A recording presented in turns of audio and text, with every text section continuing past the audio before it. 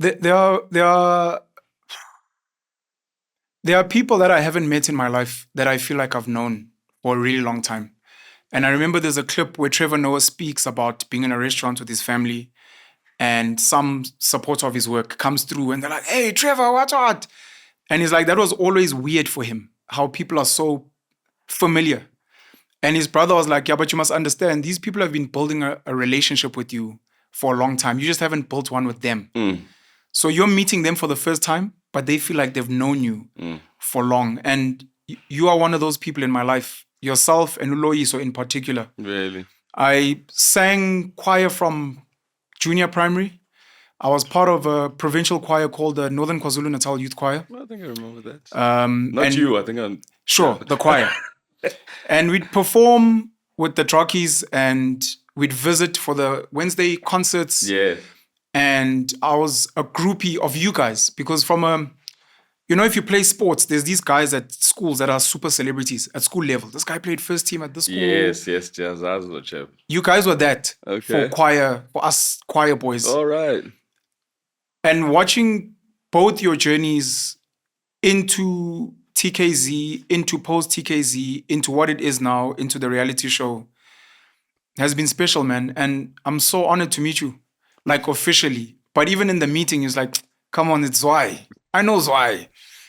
So thank you for coming through, bro. Thank you. Cheers. I've always known it was going to happen one day. It had to. Yeah, it had to happen one day. It had to. And for other reasons than... Yes. Let's say maybe music. Yes, absolutely. I mean, Kumula, first time you hit me up on Facebook. Yeah. Because I was being naughty and I was crossing some boundaries, which I know no one else crosses. And you were one of the only people like saying, "Yeah, man, I feel the same way about that stuff."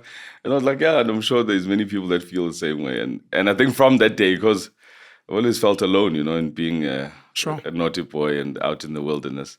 That's what we came to speak about today, I hope. Yeah. That side of the world. But before we speak about that, I don't want a background where you grew up and what. I would walk out of here. So tell us, where did it all start? So what inspired the Drakensberg Boys Choir School, man, is an institution. And I'm surprised by the number of people that don't know it. But it is something so huge. And I actually don't even think it's sold well enough by our government and mainstream, in my opinion. The importance of being at a school like that, the importance of schools like that, not just here, but even globally. Yeah, look, I mean, you can imagine, first hearing of the Drakensberg Boys Choir myself was in 1987. Damn, you're old. Damn. What? I'm kidding. Please continue. Yeah. And I mean, it seemed to be quite a thing amongst white people. We didn't know anything about it. But when you fast forward to me being the first black boy that goes there, nyere, nyere, nyere, back in the day, in my school days, and then with the whole TKZee thing, and there's this mention of the school, and I think that's when, a lot of black people got to know about the Drakensberg. And now when I look at the choir and I'm like, hey, I remember being the only black boy and whatever came with it, and I almost left because my father passed away. My first term there, 1988, he was 39. But so much was happening in 1988, which is crazy about the 88s, because if you look at 88 and you look at 98, it's just crazy, And I was wanting to leave, because I had too much of this and the racism, And Upudlwando, who was my guardian at the time, I left him singing in PE, and he was recording albums already, like my first year trackies, And he said, hey, because, want your brother to go there, So I stayed, and obviously, that other black boys managed to go there. Yeah. And when you look at the choir now, it's like, I think it's like more than 50% of the school is black. It's a different animal. It's a different place, You enjoyed your time there? Yeah, absolutely. I've always just made the most of my time anyway. Sure. I think. Look, I know a lot of parents send their kids there because we went there. They'll say, I want my kid to be as good as Zwai, so he must go to Drakensberg. Drakensberg did not make what I did not do what I can do. It was because I made the most of it, and not everyone that comes out of the Drakensberg becomes this great musician or whatever. But in terms of just the person it makes you, you know, if you really make the most of it, a lot of us have been exposed to the same things, but it's all about how differently we process things. And for me, you know, I was already doing music when I was growing up. I remember, I mean, now when I think of it, I'm like, that's crazy. You know, I look at my life, it's like, what? That is insane. I mean, like, by the age of 7, I was like helping adult choirs, like with hectic, like whenever they doing like your handles or whatever is complex music, and that has what they used to call transitions, Sakula, you know, tonic solve. I mean, it was modulations and very complex harmonies and so on. They would call me and I'd go out and help out these choirs. And that's insane. I mean, and by the time I was 10 years old, 11, I had my own choir, you know, and helping out all these choirs. And I didn't know that what they would call sight reading. Yeah. I was already doing that, but I was doing that with tonic solfa. And and I was just working out my own thing. So by the time Drakensberg comes along and there's music education in there, I ate it up. You're at home. I ate it up because then I was like, oh, this is what this thing is actually called. Yeah. You know, not that it's a new concept already. Kind of like I know these things. So I was working out things. Hence, you know, I could like rearranging stuff on my own because I'm understanding the actual science of it, you know. So basically, and that's what the Drakensberg experienced it for me. You know, it intensified what already was there, you know. So my first thought while you're speaking is Mozart, because he's known as a musical genius from a young age. And I'm wondering, because the thing you're raising is something that happens to some people where you reflect on the younger you and you're almost shocked. Like, gee, I was dope. Yeah, it was. I didn't know I was abnormal. It's not normal. Do you think you were given... So the Drakensberg Boys Choir School was a great platform. Access, exposure, formalization of whatever you had. Do you think you were actually given the biggest platform you could have gone? Maybe you should have been running, creating symphonies and managing orchestras at a young age because it's already here. Look, I mean, I think everything was just great about me. Yeah. Oh, snap. Yeah, I mean, jeez. When I was 9, I was dreaming and thinking that I want that fame, whatever it represented, but the utmost of like your Michael Jacksons, you know what I'm saying? Forget about, you know, Brenda and all that. I wanted just, you know, whatever was possible. And I think now that I understand spiritually that it's about where you are, you know, then everything just falls into place. Okay. I've gone to the best institutions, you know, like in those days, even places that even white kids didn't go to, you know. That's privilege, boy. When you look at like other white kids, you're like, oh, you can't even come here, and I'm here. Yeah, and I mean, me getting to St. Stithians was just a story on its own because, you know, Drakensberg, I have to explain that Drakensberg Boys Choir goes up to grade 9 now, then to standard 7. And then you must go and find whatever other school to go to. Yeah. Because there was no fear, no anxiety, no nothing. I was like, a lot of my peers, guys that were also into music, they went to St. John's College. Okay. And in Houghton. So I wanted to go to St. John's College. It was first preference. Excuse me. And St. John's, the head of music there was, how does this, Benny Oosthuizen? Okay. Who's a former Drakensberg Boys Choir conductor. Yeah. I thought, this is cheese, this is easy. But they didn't give scholarships for music. And then my best friend's folks, Nicolaitis is my friend, who was a dwarf. So know why I mentioned that? Because we ended up like being brothers, and this is crazy how I view things. Because it started from that age. It started from, you know, when I was 12, 13 years old, that this guy said to me when I arrived, because we were in the same competition that landed us at the Drakensberg in 1987. And when I got there, it was there already because I had to take a bus from PE through the Transkei. I didn't have passport, to go through a Transkei. Oh, snap. Quick That's how Greyhound. old Zwai is. Just for reference. And, going through the Transkei, actually, I came across a guy not so long ago. He's like, hey, when you're in that bus, when abakufihla lapha in the toilet. I'm like, what? That's like 1988 January or something, That's crazy. And so I arrived at the school a day later than the other boys. Nicholas was there already. Hey, hi, Zwai, come, I'll help you out. And he's jumping on my truck and really excited. And as the boys were being horrible to me, he says to me, Zwai, don't, never mind these boys because they teasing you, because you're black, because now I might get the same thing. They tease me because I'm small.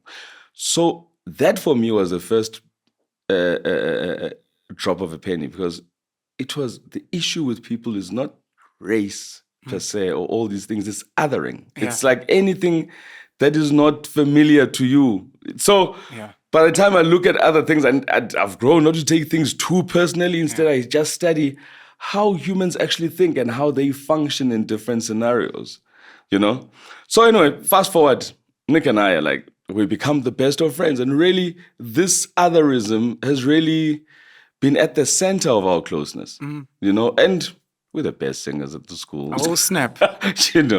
And we're really doing our thing. And there's something so unique about this friendship. So his mom, because she was taking care of her brother, of her son, and I guess me being close to the son was good for everybody, for everything, and it was a special relationship. So he went into St. John's, and then seeing that they are not offering a scholarship, so she went ahead. Her name is Pam Nicolaides. Much love to Auntie Pam. Yeah. And she went and scouted St. Stithians College in Randburg, and to find Uguti. They were actually offering music as a matric subject for the first time that year. Wow. And I guess it's great for them to have a boy from the Drakensberg Boys Choir, to really promote the subject, know. So funny enough, as we're driving here, I'm like, this is where I learned to drive. I'm all long average. This is actually where I learned to drive back in 1993. So, so St. Stithians was introducing music as a matric subject for the first time. Me being there was going to be great. Mrs. Schaefer, who's the head of music, I had worked with her. She was part of the SABC Chamber Choir, which we've done workshops with before, Mr. Richard Koch. So it was just great. I'm in the mix now. I'm in Johannesburg, and it was amazing. So me joining St. Stithians College, but then I didn't just join there. Then I was playing the organ in the chapel. I was taking choir at the Dukes, and I started a group called Silhouettes, which led to my record deal with BMG. I don't know if it was as yet or something back. No, way before as yet. All for one, those two white guys and two black guys. Representation of that. Now in the still of the night. Namachita. So then, with this quartet, 4 guys singing, all these, boy band things. And then music was started jazz bands, and now the culture of music at St. Stithians is really quite something. Yeah. My schoolwork was completely the opposite direction. So not only was I doing this, and I was just doing extra, at the school, and coming in and doing my singing exams, moving from UNISA to Royal Schools of Music, because that's who they corresponded with. And in Standard 8, I did my grade 8 singing exam, which is now for schools. And then Standard 9, I did my grade 8 voice exam, which is, so they send out examiners from London throughout the world to go and do these exams. Jeez. And the grade 8 voice is now open to adults as well. And then I end up with 146 out of 150, which is unheard of. So unheard of. And so choose any of the royal colleges in the world you want to go to. I'm just talking on that point of the really the highest institutions that I could, that I could access. I didn't even have to have confidence. Everything was just mine. I want to reference Stevie Wonder as well as a musical prodigy when he was young. In your days, St. John's College was the go-to. Do you know when and why it changed to TKZee College? Because I know they recruit a lot of the Drakensberg boys now. Why change to what changed? You said a lot of your peers went to St. John's after Drakensberg boys. Yes. So I'm assuming, I could be wrong, Yeah. that a lot of the boys would go there. It seems a lot of the boys go to TKZee. Now, I don't know. Oh, okay. I don't know.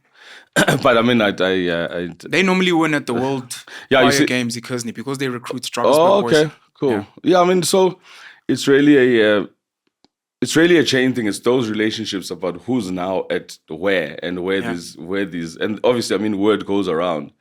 Those days it was either pro arte or or wherever there was a good music department to take you on from the program at the Drakensberg. Sure. Yeah. Do you think our government invests enough in music, the arts, in maybe building institutions? I mean, so that talented kids can go to these places and express themselves? Our government has no understanding what culture is, number one.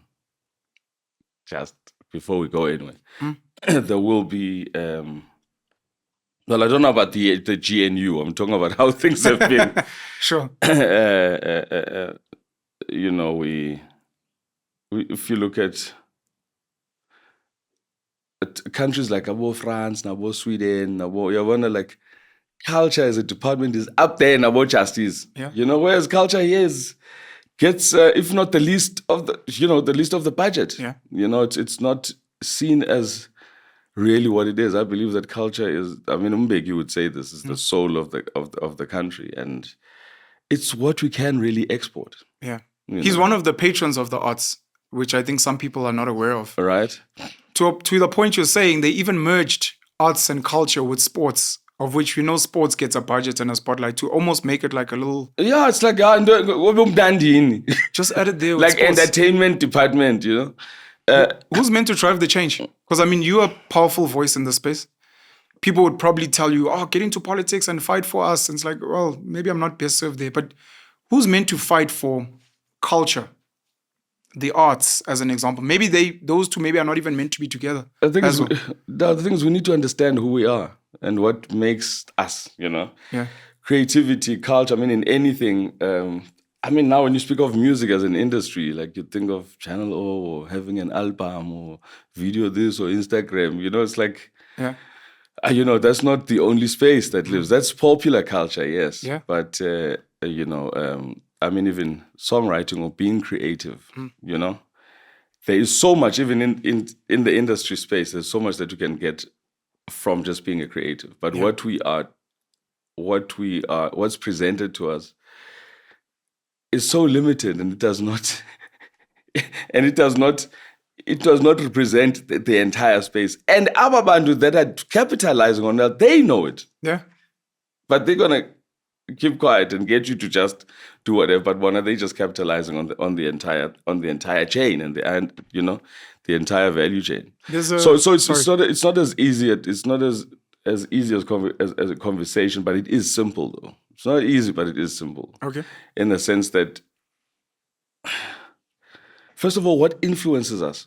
I think this new generation is, there's more hope because we're kind of like finding our own thing. I mean, with my piano, but still, we are creating our own thing, but we're not quite understanding that we can actually create our own things. Yeah. We can look at my piano as an example. Fashion is coming through. There's a lot more African designs and so on. But actually, we do not need anybody else to do what we can do. Sure. I believe that our wealth is amongst us. I've said before in groups that a country's economy is meant to be based on the things that they have in abundance and that are deemed valuable to the world. And because of colonization, you find we focus so much on our mineral resources, the gold, the diamonds, etc. And I've said that, some of our greatest wealth, and I don't even think it's anywhere close to being priced correctly, is our stories, our music, our arts. I mean, you see it in the influence of things like The Lion King. We've exported Abu Sarafina to some degree, but we could do so much more. And you almost wish, as a people, all our schools would be like, this is one of our biggest exports. So worst case scenario, if you don't know what to do, go sing and dance, because we get paid in euros and dollars, and this is why we're wealthy. But you see now, even spaces like The Lion King and that, like, a lot of talent will first try and, to have an album first or whatever, and then this thing comes as a by the by. Sure. But you look at Lion King, you look at Soweto Gospel Choir, you look at those people. Ladysmith Black Mambazo. Those people have salaries. They can have bonds. You know what I'm saying? There's something that is reliable they can take off on. Even the just Ubuntu nje coming together is not as common. I mean, when last did you have a girl group? You're right. Everyone wants to be their own solo thing, which is so common with Africans. We just want to be, I say, only one Trevor, no one there, only one this. Everybody else is like they just work together, When I went to see Abba the other day, Amlak, he lives out on a plot other side of Centurion. Yeah. And he took me home that evening. He's like, no, so go to Sangokwam, And he's explaining this to me. Look at it. I mean, this is all just Muslim guys that put up this whole setup, this small. And I'm just thinking to myself, these guys carry on just to work together. Tina's Puma said, and which is, I mean, this is a historical issue, over time, just don't know how to come together, and that we are more powerful together. Even with my own family, I have to sell the fact that, dude, you know how much money we're sitting on, but it's like, no, So that's where it really begins. Even at school level, I don't know, this education that we're still sitting on, and it does absolutely nothing for us. It's just emphasizing ukuthi kufuneke thina sifundela ukuspana and asifundele ukuthi sipanele thina, but there is hope. I want to reference because I know he's in Centurion, close to a Turkish eco village. Which is stunning. It's called Buyuk Chamlija. Right. If anyone ever wants to go and check it out, my sister took us there last year. Right. I did not know such a space exists. Right. Which celebrates Turkey and Turkish culture and I try to imagine this thing of visiting parts of China, America, Europe, where you're like, oh, we also have African villages here. Where you go, well, Africa as a whole, also specific to certain nations. Almost like Chinatown, where if you're looking for certain food, certain clothing, they're already there. And we're exporting our culture. Yeah, and I mean, not so long ago, if there was anything that was trying to do that is African already. Your maima is there seen as just dirty and back. Young toy, like it's just, it's not gonna, but it has to be appreciated by the West first. Yeah. Then it's like, oh, okay. Now every uppity black person in this country has to be associated with that. Or even a concept, Ladysmith Black Mambas was like, oh, okay, they got a Grammy, okay. Let's check it out. You know what I'm saying? We always have to prove ourselves as black people. Yeah, we wait for external validation. I think Black Coffee and Trevor might be examples. As much as they were big stars here, they became phenomenally bigger once being acknowledged by people that are not us. Yes. Because those are standards. Nati is those same standards that are put on us. Like, I remember during COVID, these things used to annoy me so much. Like, some minister says, excuse me. We have taken on this stance or this position to do such and such.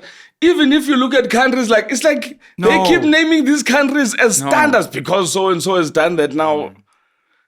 Young people used to say, Asimo states more. And Asimo states more. We need to realize, do a thorough study of who we are. There's so much we have not dealt, we have not looked at this.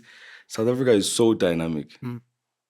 But there's so much beauty in that dynamicism. Sure. You know what I'm saying? We haven't even spoken about racism. Like just something as simple as that. Sure. We've never dealt with anything. I mean, and one of the issues for me is the colored issue. Yeah. Like it's so unique to South Africa. We have not dealt with it. And these things just keep coming back to bite us. You know what I'm saying? But not like, let's sort it out and chuck it on the side. Sure. But there's a lot of specialty in it. Me, I'm a person maybe that looks at life and whatever is a challenge or whatever is an issue. There's a lot of, I find opportunity in anything, We've been mining our mineral resources. By we, I mean as a country, but more especially there's a lot of foreign nations that have the biggest mining companies here. And we had mineral resources, and I'd like to think African people were mining to some degree, but they came and they mined aggressively. And in what you're saying, it almost sounds like we're waiting for them to come and mine our talent. For some American record label to come and set up an institution to harvest talented black kids and then move them to the States and get them to perform everywhere. I'd like you to go a bit deep on the things you've raised and just please feel free. Racism, let's just say racism and the colored issue. And please just feel free to just expand as much as you'd like. Why do you think we haven't really... Look, we're still divided. We still are a divided nation. We don't have a unified identity. Yes, I'm black. Yes, we refer to white people as white people. Sure. However, it's not all lost. I mean, when I look at my children, they listen to the same music, as I actually don't even know what Ginger and Justly are set up. But I mean, there's something that is unified. Like if something is big, it's big for all the kids. Yeah. You know what I'm saying? They abanazo is vubeko ze apartheid as we do, the bruises that we have. Sure. Now, me at one point I thought, I've traveled the world, I understand. It won't affect me. Until I lived in Kenya, I was like, hey, nama bruises ze apartheid. Allah. Like first I remember, I wouldn't, somewhere in my head, like I could not disassociate, like say a massive structure. Somewhere there, like kunengamla there, Sure. somewhere. It must have been a white person that built this thing. Without even saying it, it's like it's there somewhere. But it's like, no, and I ask, is it a black person or a white person? They don't even say, no, it's a black guy. They say it's a Kenyan. Boom. Okay, do you mean black? Obviously, it's like... Come on. What more must I say? Of course.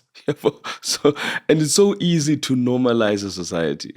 I read a story once where someone was speaking to someone from the African continent about, you guys have white pilots.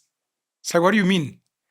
It's like, oh, no. How does the story go? It had something to do with a black pilot. And they're like, why would you say that? It's like, oh no, where we come from, pilots are white. Or you have to explain it's a black doctor. Yes. It's like, oh, we've never had that. Because from pilots to doctors to engineers, all we know is black people. So it's weird that you guys distinguish. That you even have to explain it. That you have to explain it. We have to explain colored. These things, whether they're written somewhere, no, it's politically incorrect. Yeah. It's you being told that it's not right, but rather you speak about something that is. Colored was a term set up by the apartheid. It's like... Should it be scrapped as a name? I know some of the Coin the Sun people, there's some that are boycotting at the union buildings in Pretoria. One of their requests from government or the president is they'd like the name colored to be scrapped. But there are colored people who have embraced the name. Proudly colored. Tyler. Do you think the name should be scrapped, in your opinion? Yeah, you see, the thing is, what must be done, or like scrapping this, like there's a lot of things that are scrapped, but they're still there. That's why you have the Human Rights Commission, because you're going against what was said to not be done, but it's there. And whoever is done that is a representation of a group or a lot more people, or a sector of the society. You know what I'm saying? So these things, we need to understand them first. We need to understand who we are. And you still have colored areas, you still have black, you still have that. Yeah. Nothing has changed. Yeah. We still see town as town, kasi, Sure. And how much of it has worked for us? Until I went to Port St. John's, not so long ago, maybe 2018 or something, I saw for the first time what an African coastal town would look like in its true form. Port St. John's. Yeah, I mean, it's like it's in former Transkei. That's the Wild Coast. Yeah, that's the Wild Coast. I hear it's stunning. Yeah, that's the Wild Coast. So now I'm getting African structures overlooking the ocean. Yeah, so now I ended up getting Ingliwa, which is a land at a place called Coffee Bay. Yeah. And that's just so fascinating. If maybe you're that's where I would like my kids to grow up. That's where I would like them to know Uti. That's where they're going, because it's rural. Like it's like Hout Bay, but the ocean, and there's private beaches and everything. But around hovels, do you know what I mean? The cows are right there. Yeah, the cows are out there. But But all the children, every kid knows how to surf. They're on horses. They they know zonke indidi zentlanzi. I mean, all kinds of fish ngesixhosa. Ethiopia almost sounds like a part of South Africa that was never colonized and that got to be free. Young John? Well, it got to be free instead, but I mean, Sure. They've gone for it. They've gone for it a lot. While you're talking about that, I was once a patron of the African Children's Choir. Yeah. I saw these guys performing on Idols, American Idol. Yeah. There's someone in the series. They go like when it's like top 7 or something, but in the top 10, they have this section called Idols Gives Back, which is their charity thing. So they cross over. I don't remember how many years this was. So they cross over to another state where Ellen DeGeneres is hosting this whole thing. Kunabo Stevie Wonder, kunabo Josh Groban with You Raise Me Up that time. So good perform Josh, but it's a massive event, but it's a charity event with all these big stars and Josh Groban, is singing that first bit, and then when it goes that key change towards a "To raise me Friday," these kids, you can say that they're African because Bangladesh like that's African. Bangladesh away, Yeah. And just the cutest thing, like who are these kids? And ladies and gentlemen, the African Children's Choir. What? I'm like, Joe, so I started, checking them out, and it just, happened. They were actually opening a branch down in Africa as well. So I got to meet the founder, Canadian, and when he tells me the story, so I'm linking to the Ethiopia thing. When he tells the story of how this setup came about, the African Children's Choir it started in Kampala, Uganda. Tina in the 80s. We used to learn ukuthi lapho kwakufamine kakhulu kwakuse Ethiopia. Yeah. Grand yayise Uganda land. But the media, the Western media, used to show us Ethiopia. And Somalia. Right? Because it was part of the agenda. But it was Uganda where, begniwa And there was Operation Hunger, these these bodies and that would give aid to Africans. And this guy says, man, we could not just rely on Operation Hunger. So out of this orphanage, it's an orphanage that is taking care of kids, of orphans. They decide to build a choir out of the orphans. So it's not kids that can sing like at Drakensberg because you can sing. Because you can sing. It was like we created a choir out of the singers. Yeah. We need more of those projects.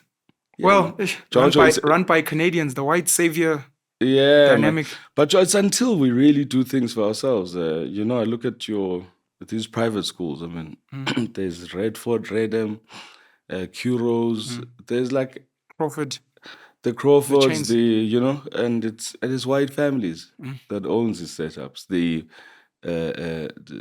Academy of Sound Engineering, which is a family I know, and Zitkolotaki. There's no black people that can come together and just set up and say, no, instead of waiting for government, let's set up our own vibe. Well, there's one. We spoke about them before you came here. And one of the things I said to him when I sat with him was, people speak about black people, Africans need to create.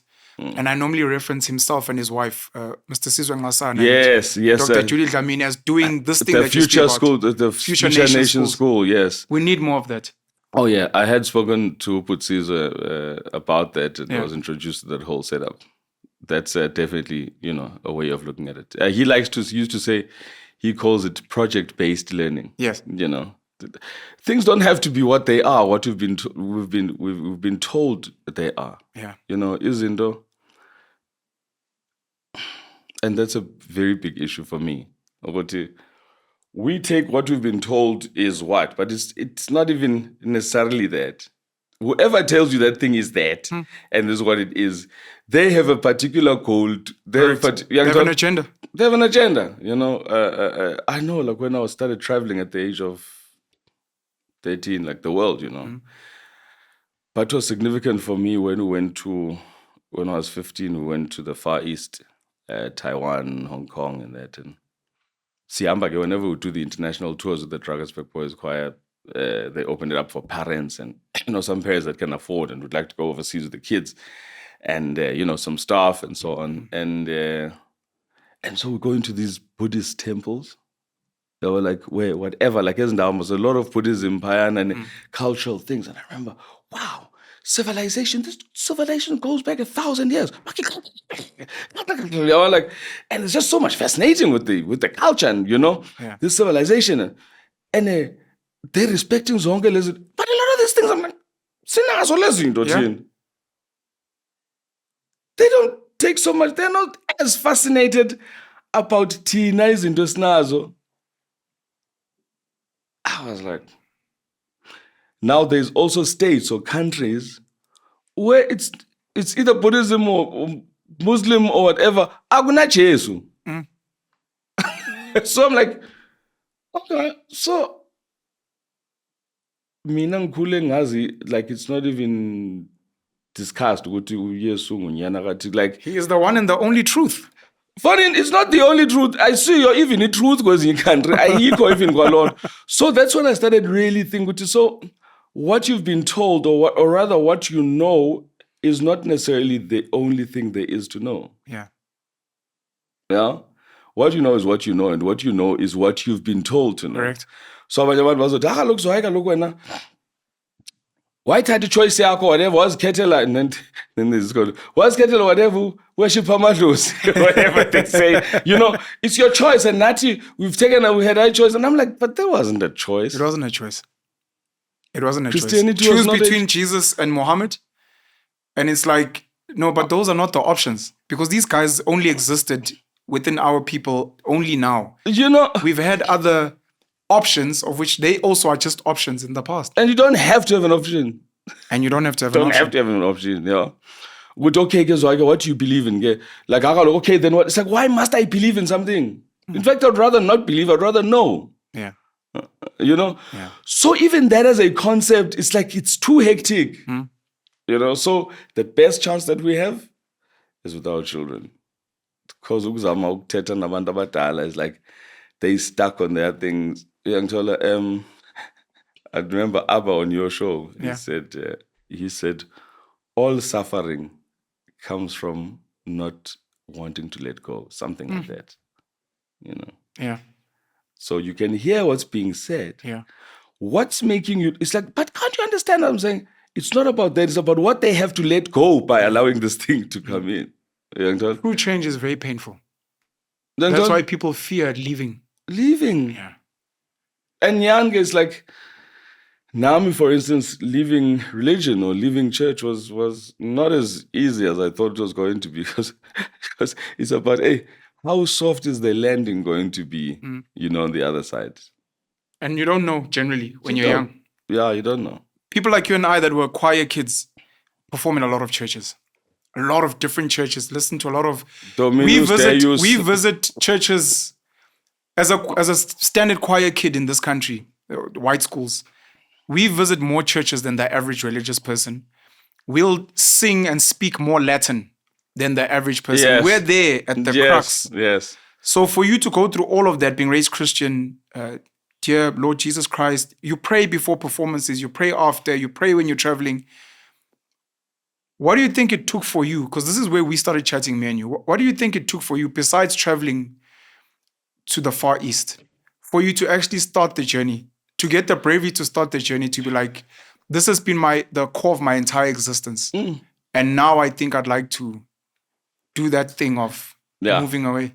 Hey, Mchana, it was very hectic. But I remember the moment it started happening. It was a moment. Funny enough, I was working on my baby brother's album, 2010. 2010, I'm 35 years old.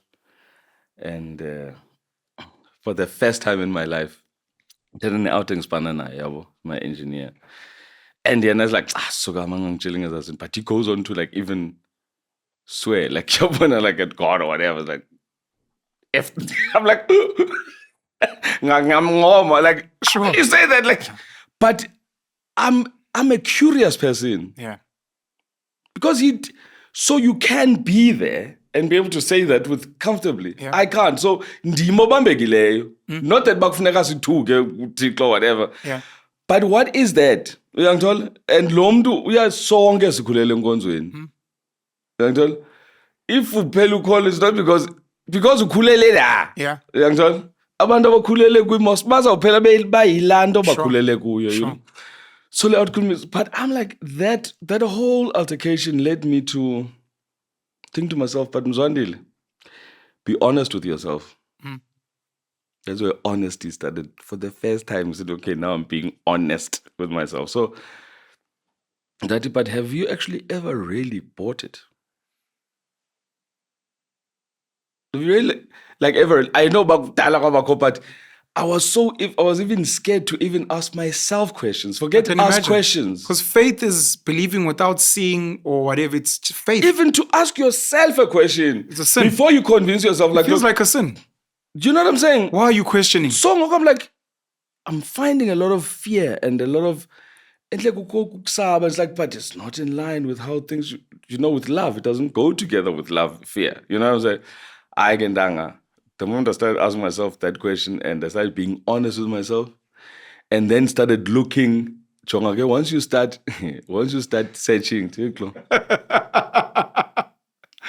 it comes flying at you and it's hectic. Because I was just on some things, maybe Lendo, I don't believe it, but I'm not quite convinced. But then the more you search, then you get... They say when the student is ready, the teacher appears. Right. And when you're ready to start questioning, a lot of these things have actually been in plain sight. And they're all over you. But the noise from birth has been so loud. Even the idea of questioning, you start going to the Bible and being like, I think the devil is slowly seeping into me. This is how it starts, being evil. Just asking weird questions. Let me shut it out and go back. Just the concept of sin and sinning is just so hectic. And the first song ndayiculayo, first time ndikhumbula kuthiwa Zwai khawucule le nto zonke izono mazi yintoni leyo umntana ona 4 years old ucula loo nto zonke izono maziphele wasintoni ngezono. God, please forgive all my sins. I'm 4 years old. I've done nothing though. But now the thing is, it does not stop with questioning the religion. It starts getting you to understand yourself and accepting yourself as who you are and really understanding the universe. A tree is a tree. A tree does what a tree does. Okay, chicken is a chicken. It just goes picking up things and then whatever. Noticing abantu. The brain is the most complex computer in our universe, in the entire universe, but the computers that we know. Yeah. And we work things out. You see to the baby just how they work things out. What is the baby wrong or sinned when they spill the milk? It's like they're just being a baby and they're exploring. But that we really only learn by experience. Yeah. And now it's going to be called a sin when you were actually growing up. When you talk to many people that have been so successful, it's in the failing, it's making those mistakes that you really get to grow. And a lot of us actually look at all those things as data that you can research and really look at what's working where, what is affecting what. That's how we grow. And now it's a sin. Yeah. And why Lutiklo is sensitive, man? Very sensitive. And gets very angry. And then and if you don't say my name, come on, say my name. It's like, dude, who's your daddy? Jeez. No, it's shy because they said nah about believe gumu or whatever. No, they didn't want to acknowledge good in Dingutiko. All those concepts for me were like, but dude, Ungutiko, like, what's up? Ungutiko, like, why must you get people that you've created? You just are. Have you figured out what was wrong with you? Why you were willing to entertain another way of seeing the world? Because many people have questions, but they too scared. So why would you be so brave to start the journey? Because the starting of the journey is where it's literally the Matrix. Yeah. It's the Morpheus inside you taking you to a place and you must be willing to go. Or you can be like, no, it sounds too scary. I don't know. Yeah, look, I mean, even within Christianity, I was that person that was curious. I wanted to be close to God. I wanted to, and that is really from looking at other Christians. One who seen this way more than the other one. Yeah. And I was checking, but no, man, it's more about this, no longer about this. And it's about Kubano seen this way more than Omye, or you want to be as seen this way as that guy. And the more now you're convincing yourself with rubbish. No, I'm a minister in song, and I was called. Another thing, which I don't like is I'm a socialist. Yes, hey, Zwai, you are important. Yeah, no, I'm not more important than Abantu Bala. It's just that I'm a musician. And yes, what I do puts me on television, but it does not make me more important than you. Yeah. So Ngogo, I found so much that Christianity is based on, it's based on judgment. It's based on comparison. It's based on qualification. It's based on this. It's based on separation and qualifying the one above the other. No, these ones will enter the kingdom, not these ones. Already nje. Yeah. I started my journey when I was at varsity. And I was at Rhodes University, and there were they belonged to this church called His People. Yes. A lot of them on campus. So they were maybe our equivalent at the time. It was a fashion then. Because good am fashion most. No, of course. What's in now? They'd come in, I don't know what's in now. They'd come and they'd harass you. That's what it was. Sorry, do you know Jesus? Do you know the word of... You're like, hey, well, me, I'm just a student trying to live my life. And I'd entertain some of them, and I started making a habit of asking them tough questions. And some of them, shame, would be honest, I don't know. Some would be like, look, go read the Bible and seek the whatever yourself. Come 2006, I think it was, one holiday, I decided to read the Bible. I decided to read the whole thing from beginning to end. There were stories there that I didn't know exist. My mind was blown of incest and girls trying to get their fathers drunk for sex. So I'm telling you Old Testament now. I had to start from the beginning. I was reading it like this. I'm like, no, the answers must be somewhere here. Sure. When I tried to do that, let me actually go in. Go read the thing. And I've got a long time to do that. Let me just take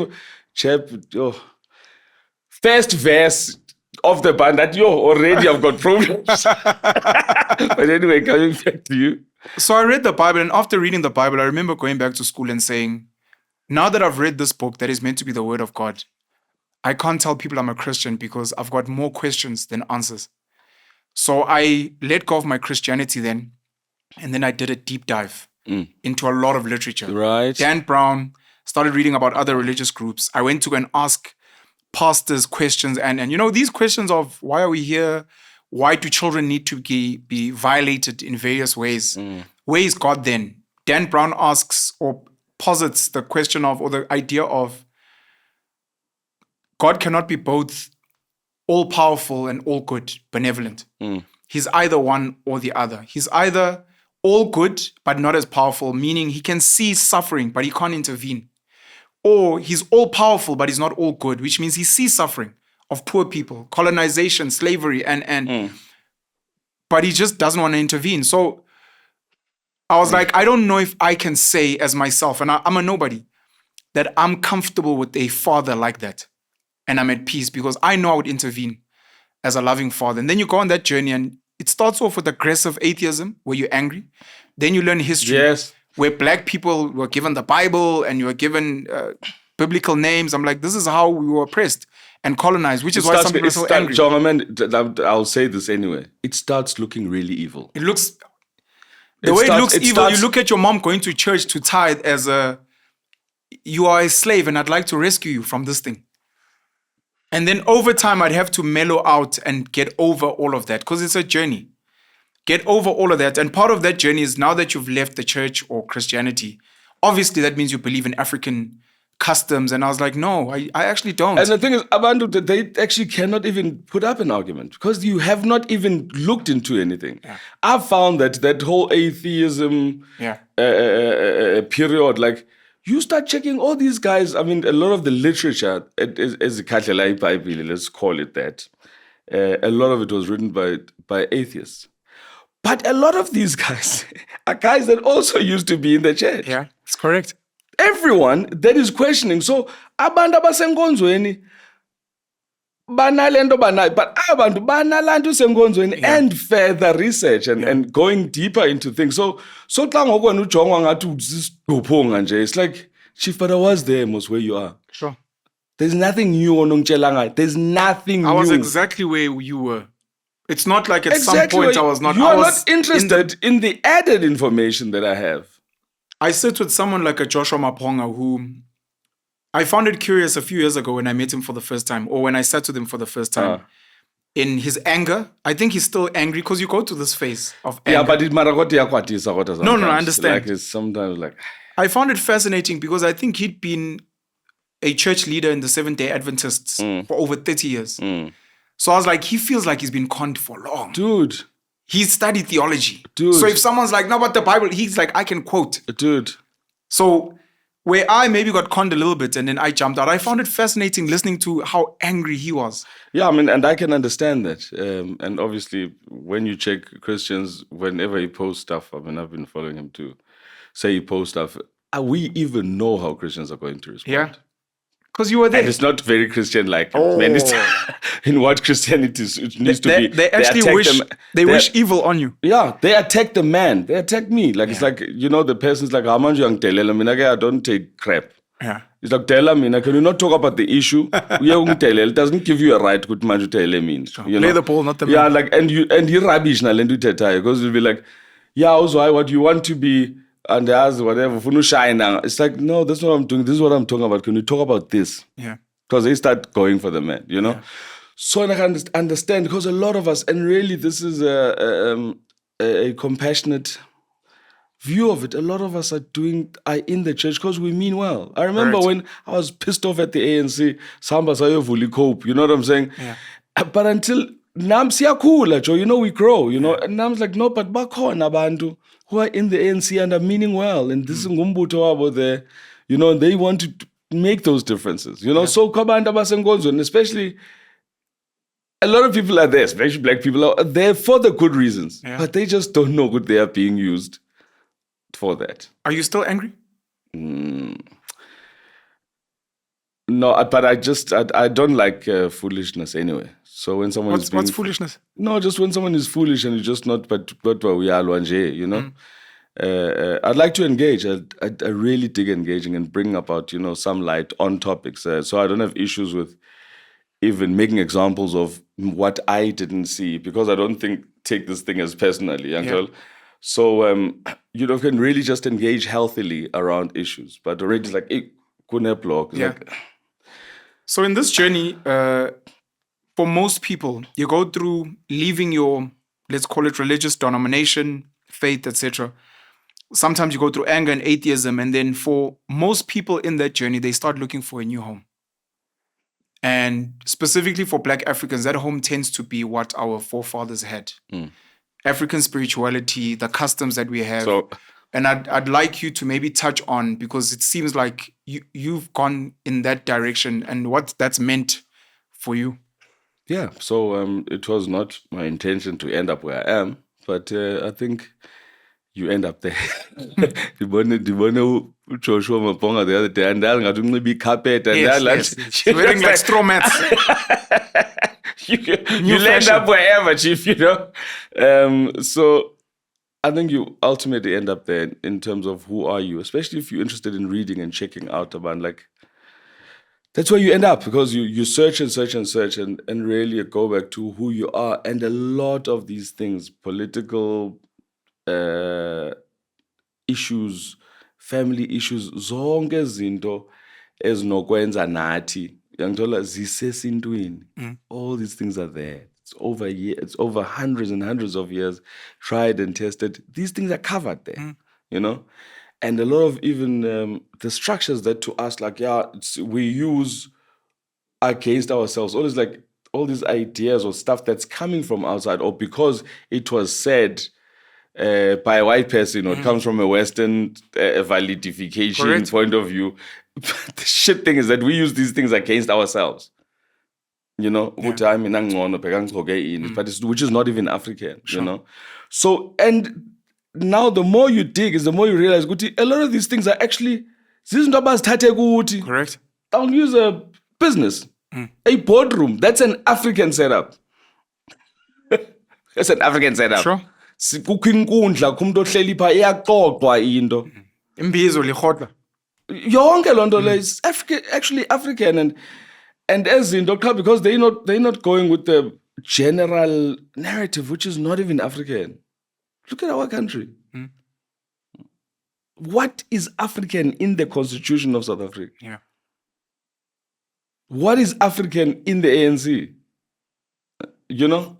Cultural appropriation is what it's called when people come and take what is yours and then they rebrand it as if it's theirs. Organic foods, herbal remedies, things that we've always had. You spoke about waiting for external validation during the COVID lockdown era where Africans on their own said we have umhlonyane and it was shut down. Azange ba entertain no entertainer into yomhlonyane. That was disgusting. But it was a good reminder of who's in control and who's in power and who dictates. You know, because if the UN had said we found this herb in Africa, we believe it's a game changer, people would be like, the people in the UN are geniuses. It's not about that. In fact, I've seen abantu, you know, who infected with HIV. I'm talking about family, friends, whatever, you know, and on ARVs. And really, I'm talking truth. I'm not being controversial. Personal experience. Yeah. Athi umntu efoni ndifoni ndikakwenzela ntoni. Athi umntu you know, if khona le mbiza leyo unganifumana khona imbiza ekhoyo, you know, if unganditholela nje lanto, okay, ngimnqayele yona, you know. They get better. Bayayazi bayiyo What are you saying? No, I'm just saying to you. What do you mean they get better? They get better. Like for umntu like uyambona uyaphela, like, you know. Or they get healthier. They get healthier. But they still have the HIV virus. They in a better state. Don't you are coming with some Dr. CB that no, we've got a cure. There that gets rid is. Of this thing. Chef, there probably is. And ukhumbule, look, some of these even chronic illnesses, a lot of them are not even caused by that. It's that clinical terms that they are given. Yeah. You know, by the Western medicine, whatever thing. Sure. And it says it's this. But a lot of the times they are not caused by what normally causes things. A lot of it is from stress. And there's a lot of things that just have to be given a name. That's why Bati sometimes asiyazi bakutheni. You give it a name so that you can sell not so really a cure, but something to manage. That's how the game works. So yabona COVID nendon, you have a solution. Yabona yafana. COVID, yesu, zonke zazinto for me ziyafana. You've got the solution, but a co-problem. So what do? You create a problem. You've got a solution, but there's no problem. There's Therefore, no problem. You have to create a problem. So that you can sell the solution.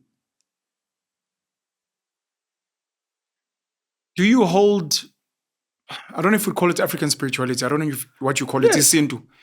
Do you hold it to the same criticism and microscope as you've done with Christianity, where you ask certain questions? I mean, I had Abba here asking things like ukokilobolo, uktaula, and put it through the same critical thinking. Yeah, those are not spirituality. Those are customs. Okay. No, kokilobolo nanan. And it's different. If it has to have a name, there's also an issue with names. I'm also having an issue with names and titles and labels and all that crap, you know. It causes problems. So, what is true? When I've seen your brother, you look the same. Like, we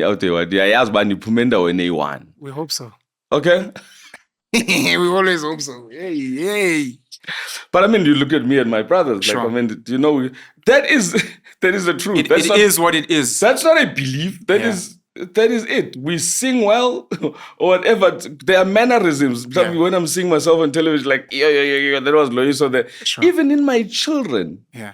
In Loiso's children, there are things AZT. Now, it's no longer just the what you see, right? Sure. not the surface It's that, not- it's- that it's labels not- that's your brother. It's not the deeper. visual, it's the visual, physical representation of unknown because you saw, yabona sasencane. But it is that representation. Until it's not, it's the same tree. You call that tree. And it's just that trees don't have names Yeah. to you have reproductions of them. Yeah. No, Lois, no, like sorry, speaking about Lois, but I mean there's a part where in the show he says, yeah, it's just my DNA, but Jesus it's like just as a pineapple. It's like you may have changed to Muslim. That thing is not consistent. What is consistent is what it is. And that's not there's ancestors or there's my, and then that's you. There's even mannerisms, there's character things that are part of that. So kukwizinto that I acknowledge as that. So if anything, I mean, you even see white people saying, "My creme is, Dad, this is for you, wherever you are," like, yeah. So there is a connection that we know. It's just that maybe it's not written anywhere. In a particular literature, piece of literature, whatever. But there is that connection, Chief. Now but listen, I'm not going to be able to make it there, but just know that I'm with you. So we're acknowledging the being with you, not even in the physical form. Yeah. Many people defend, I know we give Christianity a lot, and people are like, you wouldn't do the same with Islam. Some of us actually do. There's a reason why in South Africa, at least, we don't criticize Islam as much, because when we look at our history, the biggest colonizers here, the white people here that have committed atrocities, happen to be white Christians. Whereas the Muslims here, for whatever reason. But I wanted to ask with the customs, a lot of people defend Christianity. It could be Islam, it could be Judaism. And they're like, no, don't judge it on the people. Don't judge it on the customs. Go to the source. And I guess my question was more, do you question the practices as well? So we understand is seen. Do you question the practices of Christianity? No, of African spirituality or So I mean, like, look, things are not zininzi izinto that are not done, in how they're supposed to be understood. Even it was final lobola, I won't go in. I'm not. Sure.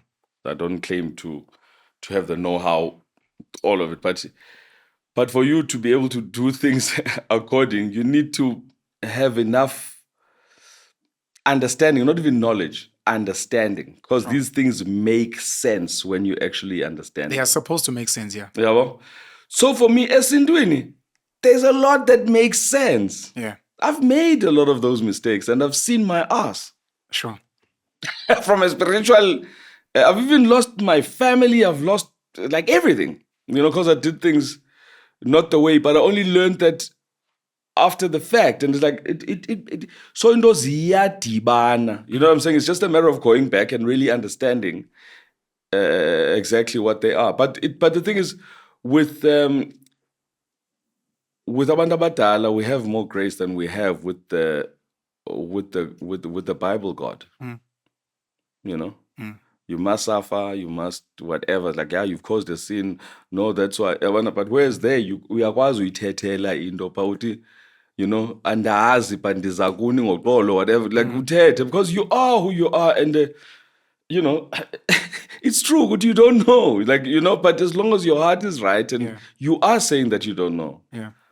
You know what I'm saying? When I watch your reality show, it's been beautiful watching your relationship with Lois. Also, beautiful? Beautiful. Did you say beautiful? I said okay, absolutely beautiful. Okay, let's hear your beauty.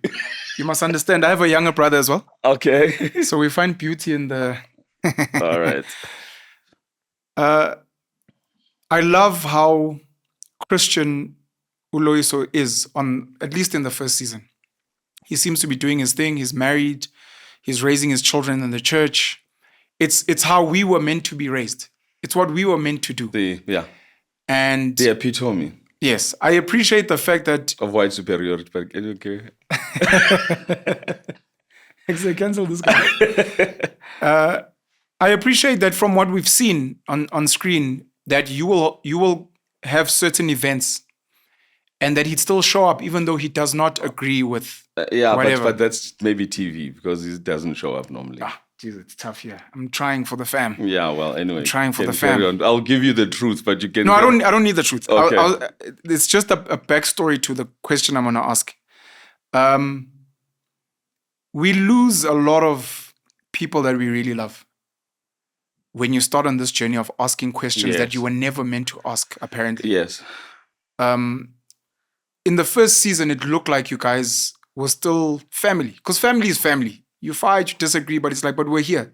I love you. You're my brother. You might piss me off, but we're family. There are many people out there who have all the questions you've had, who have started the journey, but they are too scared to coming out of the closet. They are scared because they're scared of losing people who fundamentally feel that if you say you no longer believe in Jesus, you're saying I'm no longer your mother. Because as your mother, my core is Jesus. So if you say there's no Jesus, or Prophet Muhammad was selling snake oil, whatever, or Moses was misleading Even though I didn't people. say no, there's no you, mama, but there's no Jesus. It's bad enough. Angiti, your mom is saying, I am Mos, only here because of the grace of. Yeah. So you're swearing at me and clearly you're no longer my child. So Mnachep, I go down to the bottom of things. Whether I'm scared of what the outcomes may be of my actions or my questioning, but I look at, okay, fine, then I don't do it because I'm scared. But is that right, though? Now, you're saying I'm not allowed to question. And if we look at Christianity, are you saying to me, if nguwe wedwa pekhayo sinswe, or no yes or whatever, you are the only one going to heaven, you are okay with the rest of your family burning in a hole for 1,000? You are okay with that? They're not okay. That's why they drag you to church against no, your will. but they don't. They're okay. Kusinswe bona kaloku. Mina whether angizwani nabantwana basekhaya whatever, xa ndiya eXhantini okanye xa ndiye eBuhlanti ndithetha nabantu abadokufuna, I must have peace with them, ndibathethele nabo, because that does not allow for that. So xa ungakwazi uzithoba kusinswe wena, I'm not okay with that. It's the same as saying, okay, so yeah, but the word of God says that. Okay, so if the word of God said ndibulale, or God said you must kill me now as your brother, that's okay, you would do that. What's that? Abraham and Isaac, the guy that almost sacrificed his son. His son, then yeah. God was like, hey, just kidding. Yeah. There's a sheep there in the But thing. you were okay when you were about to do that. Well, I was on my way, only bro. because God said that. He was like, hey, just kidding. And now if I say that, and I was like, what are you saying about God? But I'm saying to you, okay, God says to you, pick up a gun and shoot me. You would do that. I'd have to. It is the will of the Father. I listen to him. Okay, then that's cool then. But why can you not respect that? Because that's what we've always known. Then that's together. what the relationship is. Is it possible to protect relationships with loved ones when you start on this journey? Or is it inevitable that there will be fights? Joe, I've seen, the thing is, that's another thing, is that whenever there's been, most cases, whenever there's been a Yesu involved in something that's got to do with family and nezinto, Jonga, the Yesu concept has broken a lot of our families. But on the other end, African customs have done the same. I'll reference a family that I grew up with. I'm not going to mention them, but you had a father that was very cultural and a mom that was very staunch religious. And when the kids grew up, I enjoyed seeing them as a case study where the mom forced them to go to church. In their later years, they'd hate it. And then later on, they'd start visiting for vibes and to make their mom happy. The father, on the other hand, would always be slaughtering, inviting people. Now they've been woken up to go and herd this and bring that. And on their side, they were also like, but both these institutions are forcing us to do things that are annoying us. Can it not feel natural and? Because I'm just saying, to what you're saying about the Yesu concept, breaking up families, others would be like, our father's always taking the family money to buy ibokwe or cows or whatever to slaughter. We're always hosting people, and now we're struggling because this guy claims... most families don't buy every day or don't buy every Sunday a cow to slaughter or whatever. Sure. You know, it's significant. It signifies. Oh, George. Lechoa is running. It signifies a particular, a ritual or a passage of young tol at some points, like christening and confirmation and young tol. It's not like Fonin, ikawa kufuneka uye kuyo every Sunday. You understand? You must read your Bible all the time. It's your lifestyle is around this thing. Don't you think African customs or African spirituality should be the same? Where once a week reading madrasa for the kids, where they're learning who they are. And if it means, I mean, we eat meat as an example, so we're going to slaughter every week so that we have our meat and not buy it from a shop. So it's not like kumele kwenziwa anzazi lezo zinto ezithi no kumele abantwana bakho benze sona. So as long as you teach them who they are, you know, it is who they are.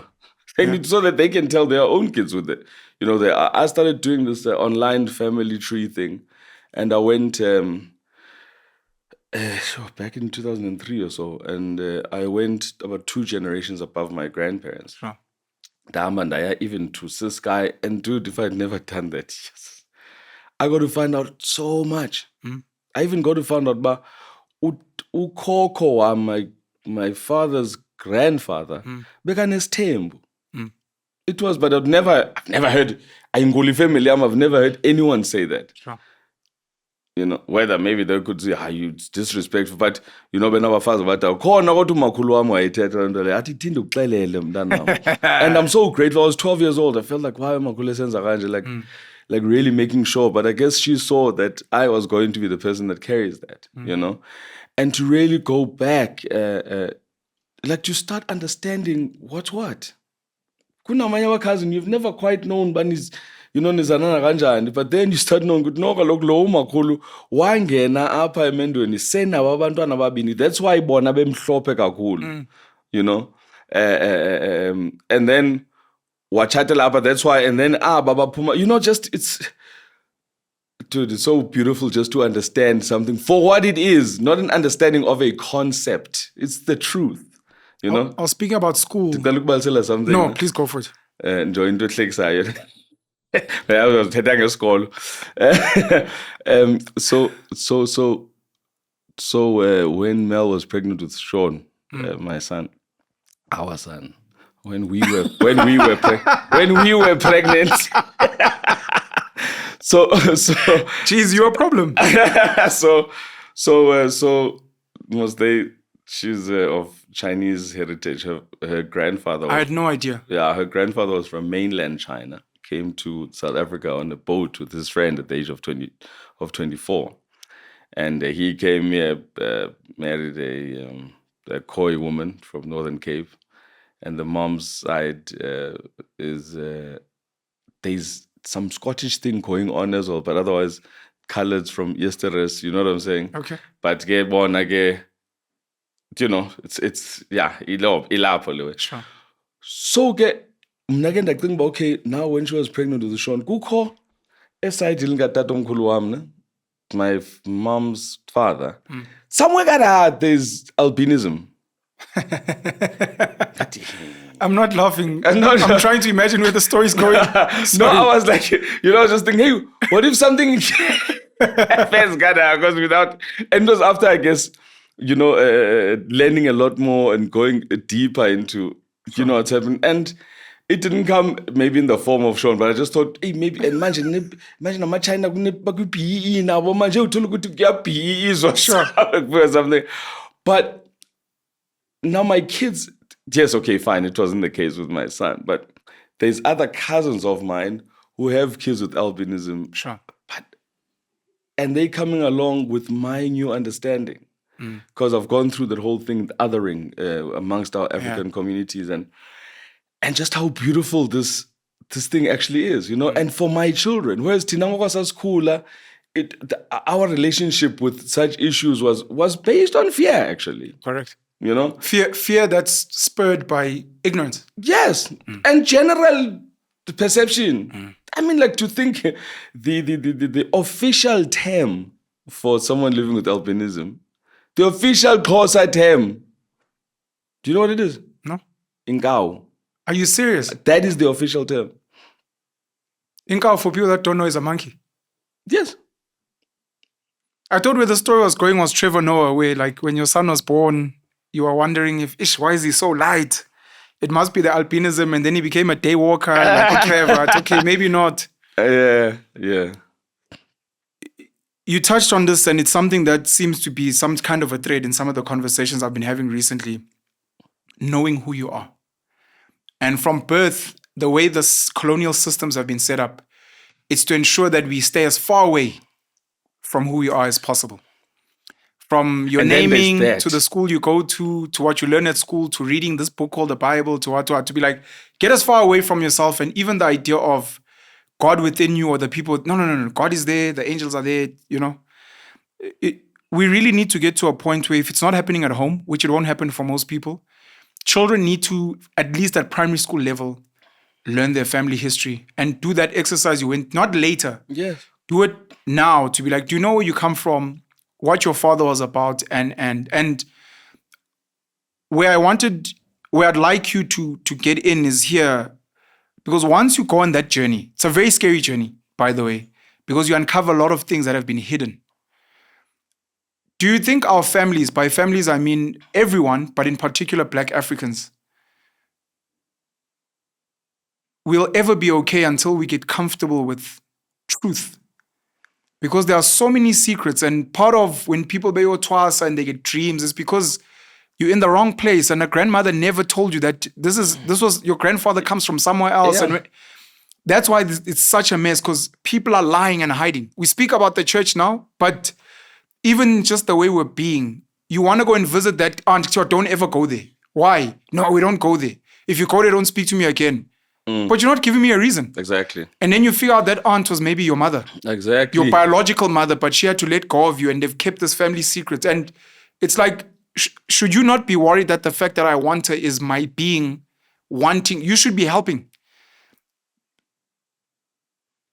We should do the whole family tree, family history thing for kids, but what secrets and lies and in our families. Now, People now, okay, maybe not now, but a year ago, going back, we had a black government. Remember when we used to have a black government back in 2003? Jeez. Remember when we had our black government days? Jeez, our 30 years. Remember the stint of a black government? There was that 3-decade stint, man, where blacks were in power. Look, it sounds like a myth now, but Yeah. I forget, okay, Christianity, Nindon, what to learn about them, but can we just focus on just learning about ourselves? And also realize in our quest in trying to learn ourselves, do we see that a lot of the rich literature that was written about us is not written by us? We don't even know who's written the Bible. We're not interested. Lendo that we've made the core of who we are, of our existence. We're not even, dude, it was only when I started searching that, like, I've never even asked certain questions. At the Nicene Conference back in 365, and I didn't know that it was bishops of the Catholic Church that got together, and it was this king that pushed this thing. And like, I don't even know that. Christians don't even read the Bible. So now, there's always Christian. There's a lot of things that I post on social media, many things that no one comes up for. But the moment got in the question, I Christian, yo, bachambe, yeah, bachambe, like it's like, and they defending, and maybe I'm questioning something that is historical. Then the mfundis, my friends that I'm mfundis, like, yeah, but this not this. I'm like, about this, but you've never told even abantu bafundisayo about this. So we want to keep our people ignorant. And we get called names because we brought up questions. Why don't you just answer the question? Now, we allowing crap to take the rot to settle. Yes. We are okay with that. Yes. We are here. There's also these narratives of, yeah, but it's just that HIV not document now, just don't document. Not we don't write. Like, I'm even sensitive to anything that's got to do with the flacking or tagi. We are not here by default. We are not where we are by default. What are you going to say? These things that you're saying to me about Otagi, what just naturally, we are just Mickey Mouse and Jersey people. You know what I'm saying? We did write. We did document into zethu semabondeni ezinye. They were stolen from us. They were taken away from us. But it's quicker to put blame on Utak. You know? We need to encourage our own children and our own people to go and find those stories. Go on a quest. It must be Africa. It must be part of the studies that we consume everything that is us. That's why we don't have anything. That's why we have. I mean, like, look at music. Music is our thing. Like, if music is not even music, you don't ukuhlangana kwenu sense wonke umuntu uyacula ukuthi we can get into a vibe song as cleanser. And then the study of music, say UCT, kwi-BMA's degree eyenzwayo pha. Yeah. Le nonsense yomuntu izawuya phayana iyofunda thina what we do naturally. Yeah. And then you come back uzoba inkunzi ukuthi mina nje yo abanye bangathi even music bathi imusic Oh, come on. It's like, oh manje, you spend 4 years studying what we do naturally. Kanti no, don't have the terminology. Yeah. And manje wena uzoba ntswembu like it. Whereas true researchers, true scholars, they go into what is this science that just makes Lomdana at Maruna 4 years old. Like Ingamlas, like whether they had 16 PhDs, they would never be able to do that. Sure. But no, you must have gone through a process. And now even that education, when you don't have it, now it's even put against your actual intelligence as a person. These measuring meters whose measuring meters are you using on me? Do you think peace is more important than truth? Truth leads to peace. In my world, nothing is more important than the other. Most of the people that withhold truths believe it's in the interest of peace. I'll give a real example, and I'd like you to use it as a reference to your answer. Your parents have been married for 40 years and as a woman, and your boyfriend hits you, physically assaults you, and you run to your mom, and you're like, this guy hit me, I'm going to the police. And she's like, please don't. Why not? There was a period of like 5 years where your father used to clatter me. And I've never told you. Why not? For peace. Because I knew how you were going to see your father growing up. And you love your father today. There are many people who have access to information who, especially after disseminating some of it, look at the reactions of the people that they disseminated to, like telling your child something about yourself, and they change to a point where you end up not wanting to share more. Do you think peace is more important than truth? No, Joe. Truth is truth. You know, truth does not have to be, it's not in the actual data. It's also truth, the fact that if uxelela lo mntana le nto akekho ready for yena izamlimaza, that is truth on its own. Not just that piece of truth, which is the actual event that took place. Part of the truth is the recipient must be ready. No, but that's also truth. Truth is truth. And that or that, it's truth is truth. Okay? So you have to be conscious all the time. Good to know this is truth. But is it right?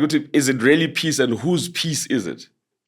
Because I wanted to ask, in the example you're using now, I think that's part of the problem, right? Because the people that are meant to share the truth of the event have this perception that you're not ready.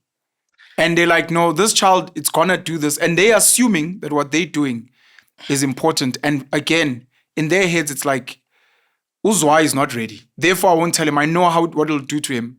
So I'd rather keep peace. But you must also be clear why you need to tell. Yes, it's still truth, but why do you feel you need to tell? So you do something because you realize the importance of doing what you need to do.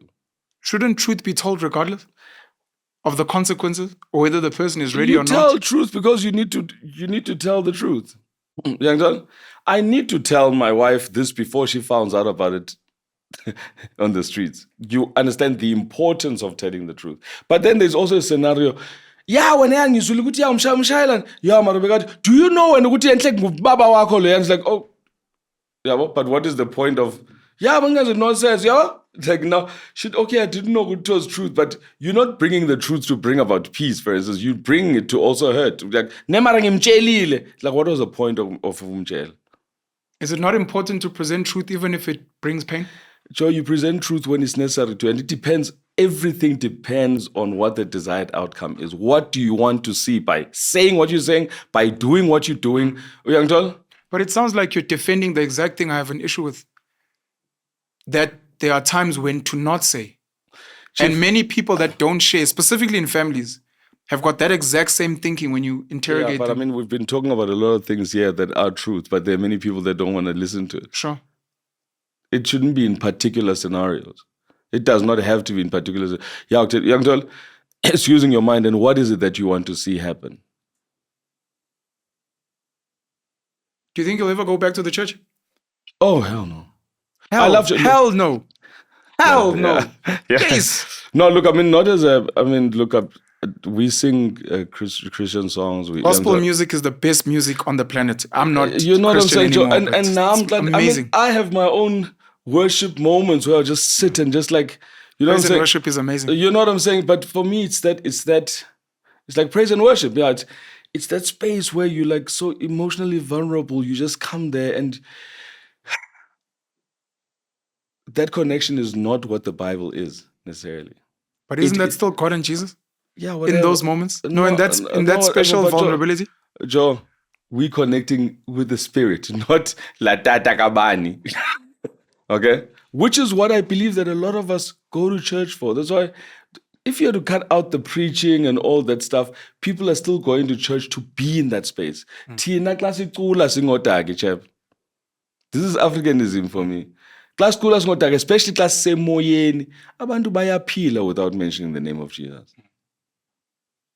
The lyrics almost don't matter. Sports, it doesn't. Church, it's there's not so about the lyrics. There's so many songs that I remember. Did you on there? But I've actually never quite thought through the words. Wakazulwa ngenxa yam, like ayakhakucula wakazulwa mani ivesi yokuqala yokugqibela. You know? But when it's like he was ripped for me. Wakazulwa ngenxa yam liwala phakade. You know, like it's like hey, these things are hectic. But now let's go even just to that text. There are many black people that have suffered a lot more than what they say Jesus did. Did you just say that? This is now for us. Yes. No, I'm not talking about what I do not know. I'm talking about what I know and what I have read. It's not an opinion here. Okay? When they say, they were spitting on him, they were whatever. I'm like, what? Really? That's all? There are many black people that have gone through way worse than what Jesus did. And that was for us. This is a story I do not know for sure, and I'm not disregarding it. Okay? We know of true stories where black people were tortured, and some preferred to even die for the freedom of black people. True stories that we know. Are you pro-black? Yeah.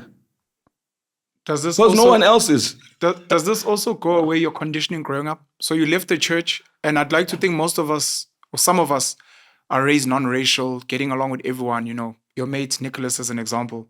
And then later on you start finding these truths of our history and why my cousins are as Lali and some are in the townships, why I was the first black here, why certain people speak to me because I speak good English, but they treat my brother completely differently. Yes. So that becomes another church and another religion, which was maybe non-racialism. And have you maybe left that as well to be pro-black because it feels different? Yeah, and I think it comes as a big surprise because I'm supposed to. You know, like I'm supposed to be the whitest of them. Boom. But it is through that exposure to so much reference, you know, that brings me to where I am. You know, that you can come and ask me and we can talk about it. You know what I'm saying? But I've seen how the black person has just gotten the bad end of the deal. How in their heart and their essence of who they are spiritually have been taken advantage of. I still believe that we have it all, Tina.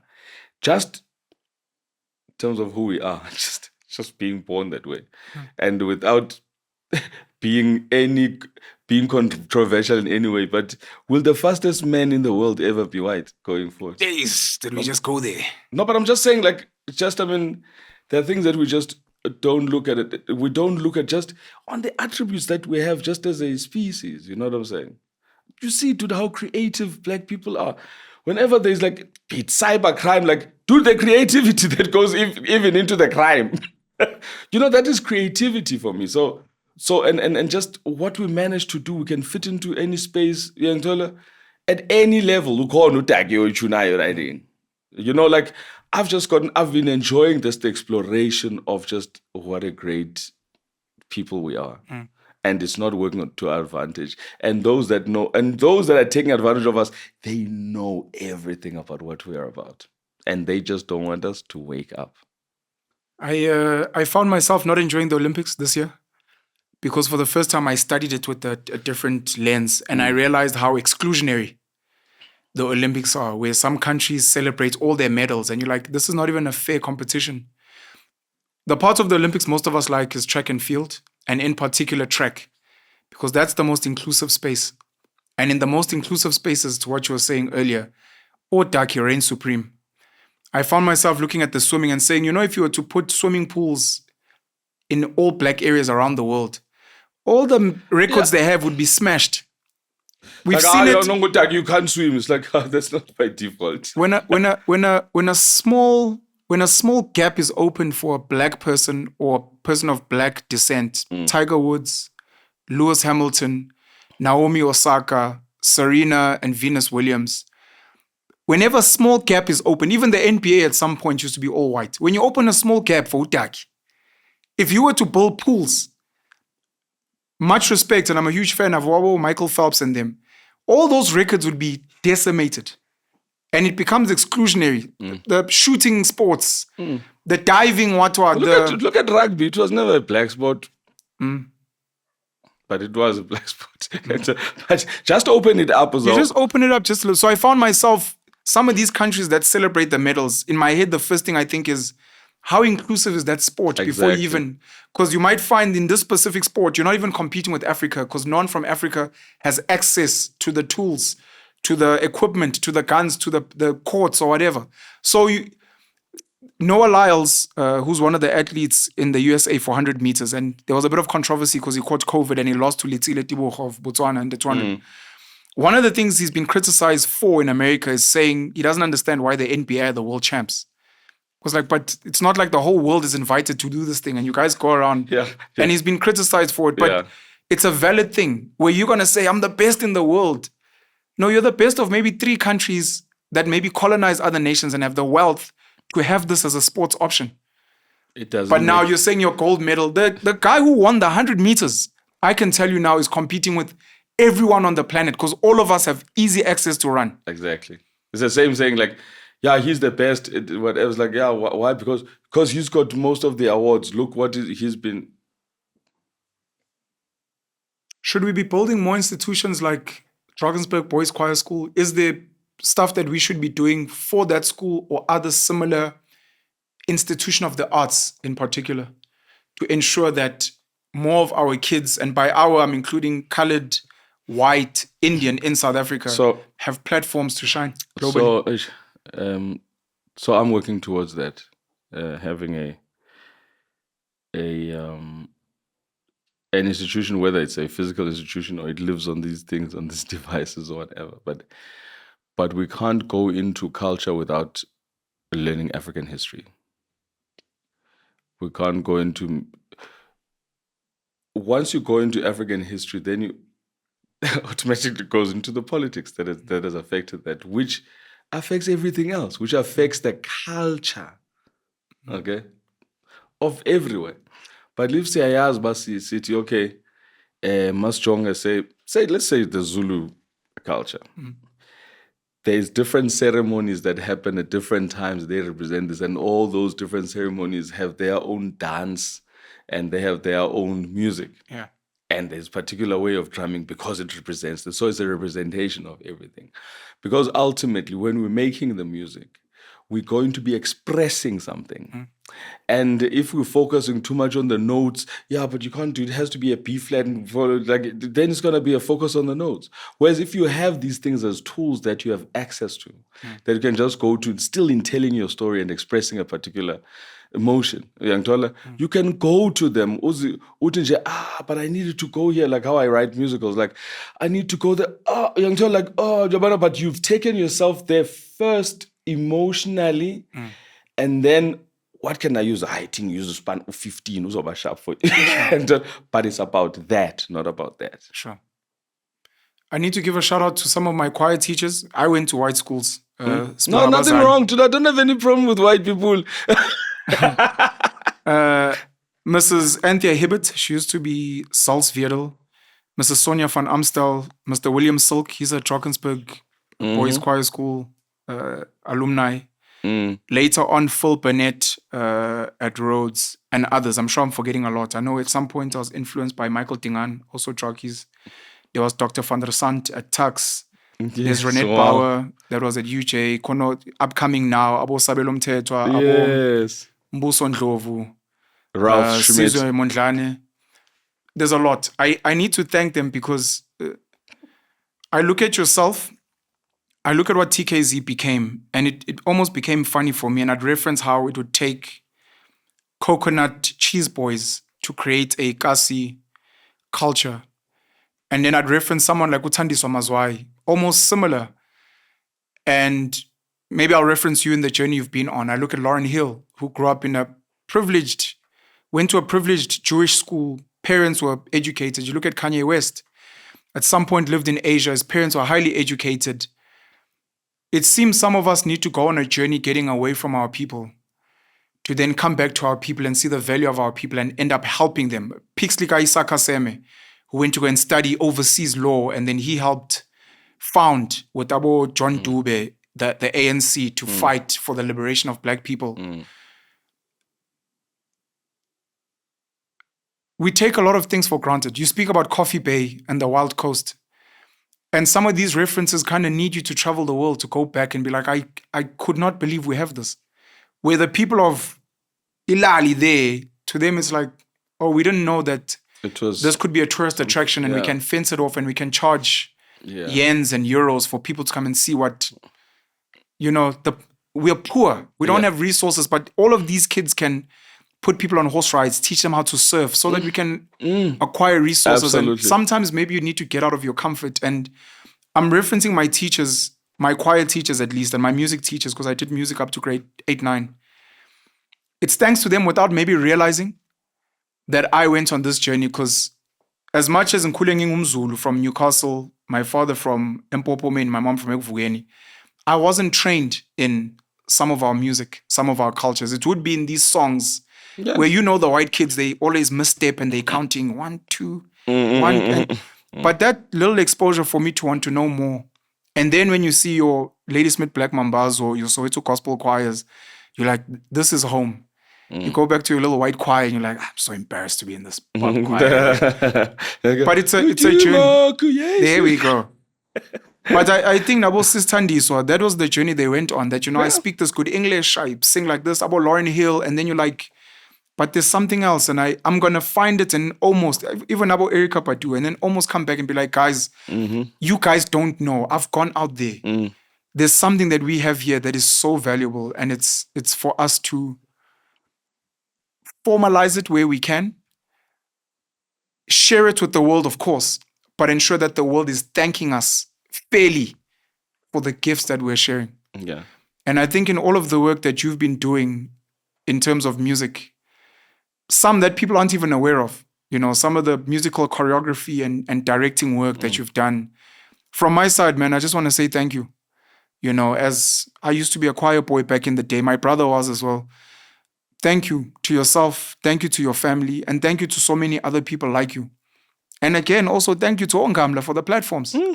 Because sometimes it is these platforms that get us to actually come back and now do the real hard work of decolonizing and getting fair value for our people. 100%. Any closing remarks, anything you want to say about anything we've chatted about before we shut down?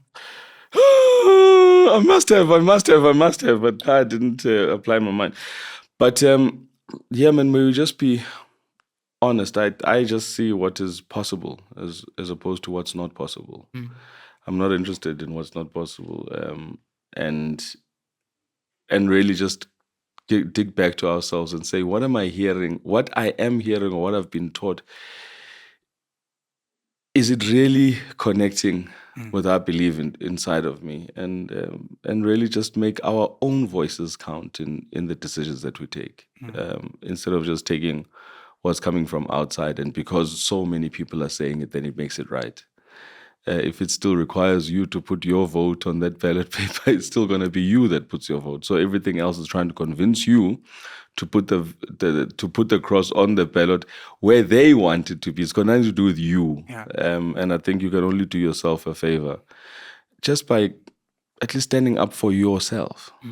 For me, it's not about being against Christianity. It's not about those things that they would like to name me at. Sure. For me, it's about you and I doing it for ourselves. And we don't need them as much as they need us. Study African history was one of the things that you've brought for us. Figure out who you are.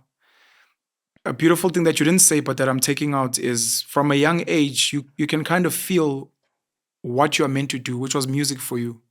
So go and find the platforms of the things that you've naturally been doing so comfortably and easily that the world values, and try and get on the biggest platforms to do that. We need to decolonize, not just as Black people, but for the evolution and the progression of the world, because the world developed because of Africa and someone disrupted it. And many, many white, Chinese, Japanese, South American, Argentinian people would benefit so much more from allowing Africa to remove some of the shackles that were put on them of creativity, of music, of innovation, of medicine, of creation. Because we can't, even in Hollywood movies, still borrowing African concepts from hundreds of years ago, because you're not allowing us to decolonize some of our things and create new. So I've gone into something I've always done, but I write musicals. And it's in there where I feel like I have an opportunity of really showing, telling our stories, not even just true stories, but really just bringing a look at who we are, really. And yes, I may start off with music, but then it was singing. But who you actually are and what you become, and if it's about changing the world or leaving the world a better place than you found it, it's not just going to be a great singer. And a lot of the times we do things just for ourselves, and we keep taking and expecting this from the universe, and we're not thinking about what is it that we put in, and everything works together. A tree, by the time it dies, it's done its tree things, but it's also given to the universe, as well as it's gotten from the sun and the rains and everything. Yeah. And I think we've become a society that just wants to withdraw, as opposed to depositing. For you to see a happy family, what have you done in putting in what creating an atmosphere that everybody can be happy? You got to say, that's 10 abantwana bengavani. You know what I'm saying? What are we doing in seeing the kind of world that we want to see? Jeez, thank you. Protocol observed. May Tukolo rest in peace. Macheo as well. Yeah. Anyone else that we've lost, specific reference to you, Yes. but anyone people have lost, all the musicians and the artists we've lost. But we thank them for all the gifts they've shared with us. Yes. And this is not a question for here, but many people were like, fiasco, fiesta. Hey, pump up those English bundles. That's why. Thank you so much for joining us. It was about the meaning. Thank you very much. Thank you. Pleasure being here and a privilege. I watch your show and I wish you all the best. I've been seeing how you've been growing and I'm just loving it. So I'm behind work like this. Thank you, brother. Thank you. Thank you. Asivalingomthandazo also.